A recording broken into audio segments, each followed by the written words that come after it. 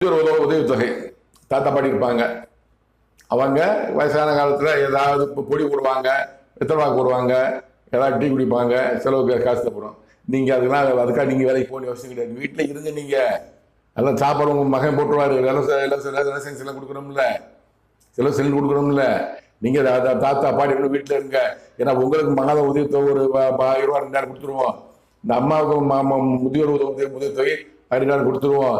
நீங்க உடல் உடம்புட்டு இருந்தா அதுக்கு உதவித்தொகை கொடுத்துருவோம். நாங்க நீங்க வேலைக்கே போக வேண்டாம், வீட்டிலே இருங்க.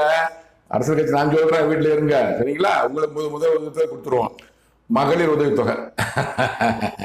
பெண்களே நீங்க வேலைக்கு போக வேண்டாம். உங்க செலவுக்கு நீங்க சினிமா பார்க்க, நீங்க ஊர் சுத்தி பார்க்க, பீச்சுக்கு போக, திருவிழாக்கு போக மாசம் 1000 ரூபா அப்படி ஒருத்தர் கொடுத்தாரு. உடனே இப்ப நான் 2000 கொடுப்பேன், நான் 2000 கொடுப்பேன், அப்ப நான் 2000 கொடுப்பேன். என்ன அரசியல்வாதிகள் மக்களை எப்படி